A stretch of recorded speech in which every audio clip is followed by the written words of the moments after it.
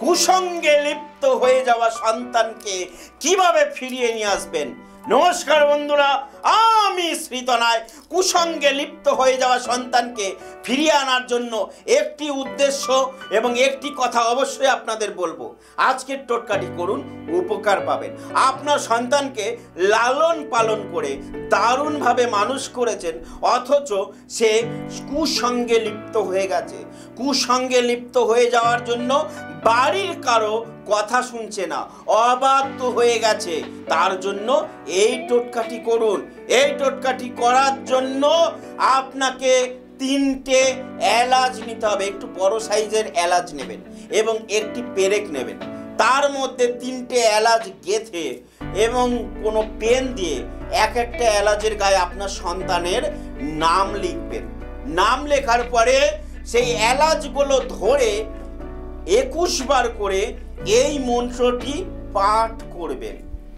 এই মন্ত্রটি পাঠ করার পরে তার বিছানার তলায়, সেই সন্তান যেই বিছানায় ঘুমায় সেই বিছানার তলায় এই পেরেক আর এলাচটি সমেত রেখে দেবেন। দেখবেন কুসঙ্গ থেকে বেরিয়ে আসবে।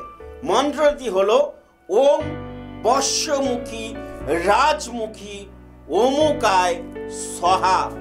ওম বশ্যমুখী রাজমুখী অমুকায় সহা।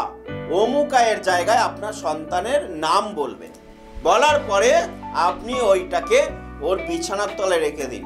কারেন্টের মতন রেজাল্ট পাবেন, কারেন্টের মতন রেজাল্ট পাবেন।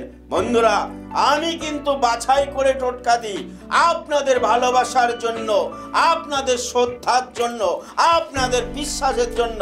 এই টোটকাটি করুন, উপকার পাবেন।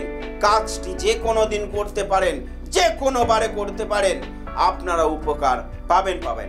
ভিডিওটি ভালো লাগলে অবশ্যই বন্ধু বান্ধবের সাথে শেয়ার করুন এবং ভিডিওটি ভালো লাগলে সাবস্ক্রাইব করতে কিন্তু ভুলবেন না এবং ফলো করবেন, কারণ এরকম নতুনত্ব ভিডিও নিয়ে আমি অবশ্যই আপনাদের সাথে থাকবো।